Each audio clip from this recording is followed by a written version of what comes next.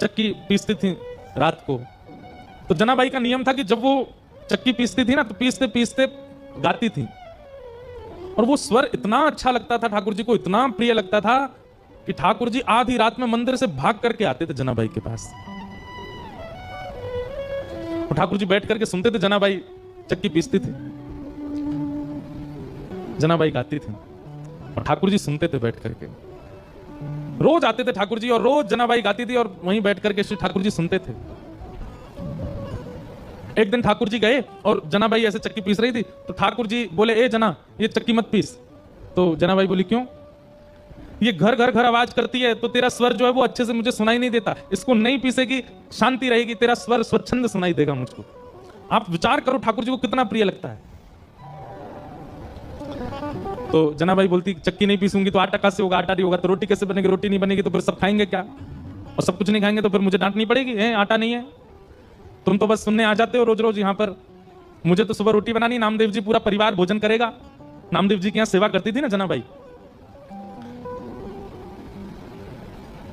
चक्की नहीं रोकती, पीसती रहती, गाती रहती। ठाकुर जी बोले, नहीं नहीं चक्की रोको, मुझे तुम्हारा स्वर सुनना है। तो जनाबाई बोलती, थोड़ा सा रह गया है, एक काम करो, अब मैं पीसूंगी तो धीरे धीरे चलेगा, तुम भी हाथ लगाओ थोड़ा सा। तो ठाकुर जी हाथ लगाते जनाबाई के साथ, और साथ में बैठ करके दोनों पीसते, और पीसते पीसते जनाबाई गाती,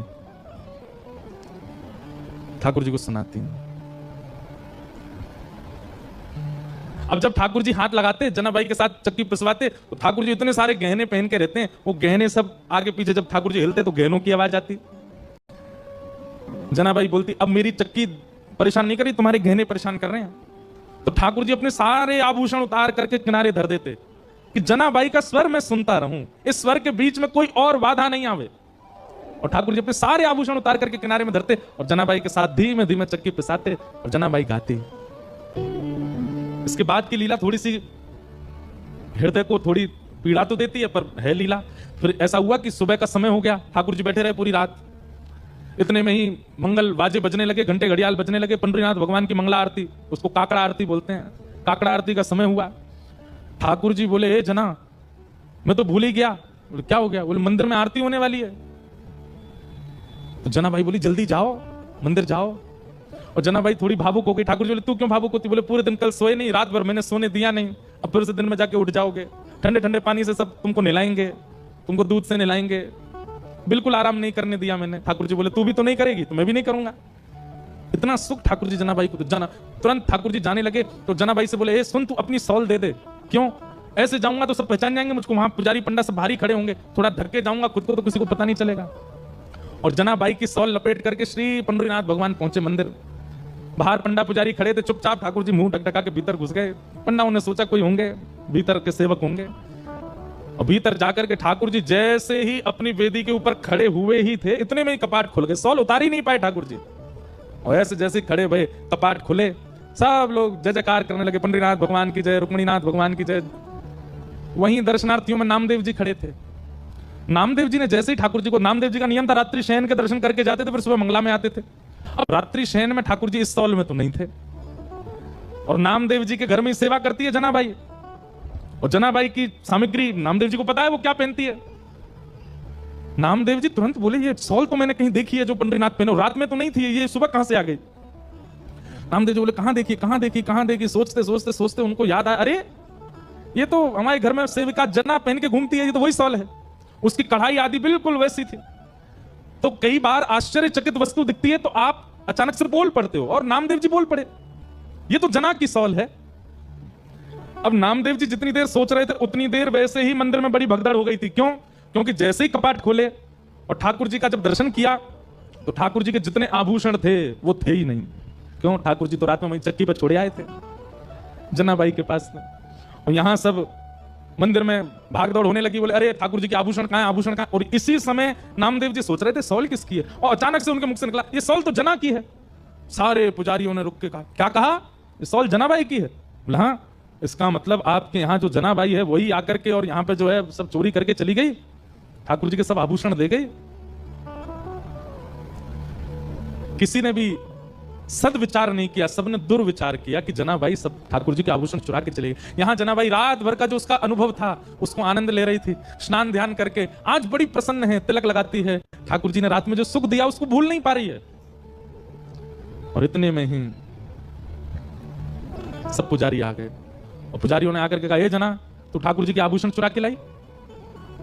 जनाबाई को अचानक याद आया, बोले अरे रात में चक्की पीसते समय आवाज हो रही थी तो उन्होंने उतार के चक्की के पास ही रख दिए थे। अब जनाबाई इतने लोगों को कैसे समझाए? प्रेम का यह स्वरूप है कि वो संख्यकों को नहीं समझाया जा सकता। अब जनाबाई बोलती कि वो आए थे, पिसवारे थे, कौन सुनने को तैयार होता उस समय?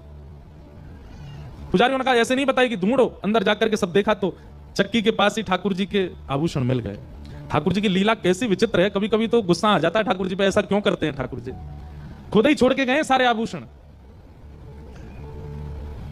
सब पुजारियों ने जनाबाई को घेर लिया, बोले कि इसने हमारे ठाकुर जी के आभूषण चुराए हैं, इसको दंड मिलना चाहिए। जनाबाई नीची नजर करके नेत्रों से अश्रु गिर रहे हैं पर मन से बड़ी प्रसन्न है। वाह पांडुरंगा, बड़े नटखट हो, रात में लीला करते हो, सुख देते हो, प्रेम करते हो और फिर सुबह ऐसे सबके बीच में आरोप लगवा रहे हो। लेकिन भक्त का स्वभाव होता है तेरे फूलों से भी प्यार, तेरे कांटों से भी प्यार, तू जो भी देना चाहे दे दे मेरे करता, सब स्वीकार।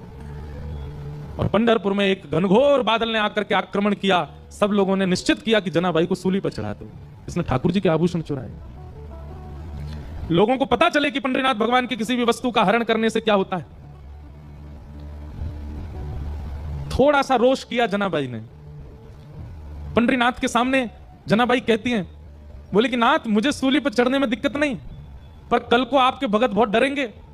जैसे रात में मेरे घर आ गए थे, द्वार खोल के भीतर बुला लिया था, कल को किसी और के घर जाओगे तो कोई द्वार खोलेगा नहीं।